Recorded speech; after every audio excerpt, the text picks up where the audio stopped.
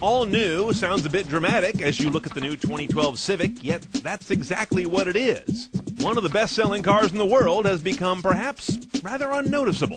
Let's drive the 2012 Civic EXL with nav and check the tech. An all-new Civic isn't like an all-new Mustang. These are conservative cars. Updates include a less doughy face up front, a rump that appears to have been taken from a Dodge Neon, an economy mode with a big green button, a new 5-inch information screen, and standard stability control to keep all of this right side up. First thing you notice when you get in the newly redesigned Civic is they've taken that Honda eyebrow dash to a new level, and I love it. Right in the center, a big digital speedometer. On the side of that, 2 segmented bars. It'll change color from either deep blue if you're driving like a pig, blue-green if you're not too heavy on the throttle, and green when you're driving like a Prius driver. On the left side is a segment gauge for fuel. On the right is your instantaneous MPG. Then you've got this new thing on the right, which is a completely new idea for Honda, this big LCD info gauge that ties into the left side controller here. Notice the theme, big and readable. The display, also the controller. This I button takes me through, I think, a combination of 3 screen positions. This one here, which is date and time. The next one, which is media. And the third one, which is kind of everything. Fuel economy, media, date and time, all rolled into one. That's the one I like. The same rocker lets you control your media. I can go track to track or station to station. If I hold the button down, it seeks the station. If I bump it once, it goes to my next preset. It's all very logical. Up and down gives you volume. And again, notice how all the graphics are very clear and easy to see at a glance. This is some nice interface work. And up here you've also got some of your basic vehicle setup menus. On the right-hand side of the wheel is a similar controller for cruise control, and then down here I've got my hands-free calling and my voice command button, which still remains kind of separate in a Honda, which never made any sense to me. This also doesn't make any sense. Why the hell do I have a huge tachometer in this car with an automatic? Get rid of it. There's got to be something else we can put there. Maybe not, because everything I care about is up on the eyebrow.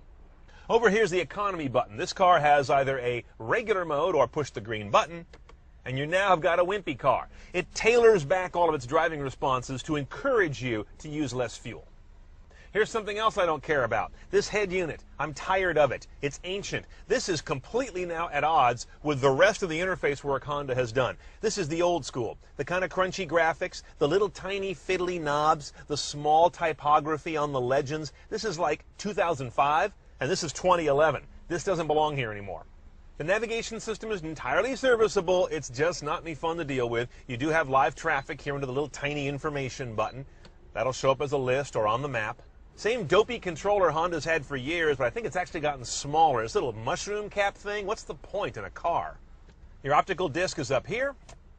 And among your audio choices are that CD, AM, FM, XM radio, no HD radio. And I've also got my USB pigtail down here.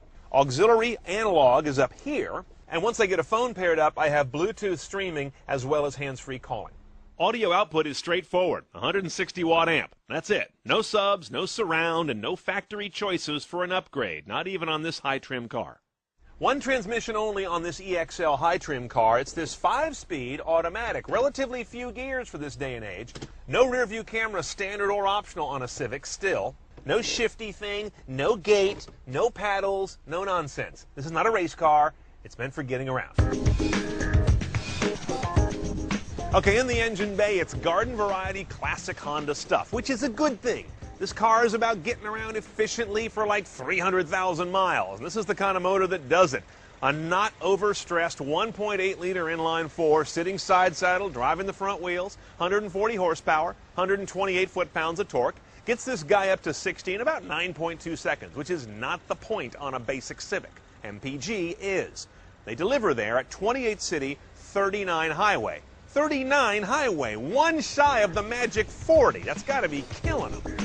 Now compare those MPG numbers to the outgoing 2011 Civic, and you'll see they're 2 to 3 miles per gallon better on a car with an automatic. Nice, but nothing dramatic. Okay, let's drive our eminently civilized Civic EXL. Again, high trim car here. But most importantly, a Civic is a transportation device. The athleticism of this car isn't the point. You get a Civic Si for that. Now, as I mentioned, the 5-speed transmission would appear to be a liability on paper, And the economy button here is one of interest. So let's see how those two work together. The nearest thing you've got to a sport position is D3. If you do that, you kind of drop out of economy mode. The car automatically says you're not driving greenly. So I'll leave it in D, and I'll test it with and without this economy thing on. Here's an on-ramp. It's gutless with economy off. Let's put it on. Feels the same. I have to say, this car feels more gutless than past Civics I've driven. I wonder if it's part of a master change in their tuning to wring the most MPG out of the car. It's just got no snap at all. Okay, now at freeway speed with the economy button on, I definitely feel a difference in tip-in on the throttle if I was trying to pick up some speed or jump ahead into a lane. It definitely dials the response back from a car that's already kind of responseless. I would definitely test drive a 5-speed manual if you're amenable to that.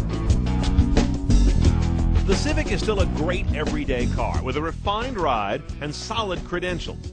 But the Ford Focus, the Hyundai Elantra, and even the stodgy Corolla make the Civic less and less of a standout. A 2012 Civic EXL is going to run you about $22,700 out the door with destination. This is the high trim model, of course. Option or non-nav. It adds $1,450, which is kind of cheap, but not cheap enough for that unit. I'm going to delete that and go aftermarket. Now, your other tech options, a dealer-installed remote start for $500. Oh, and by the way, the lower trim cars are available with a 5-speed manual. This guy's automatic only.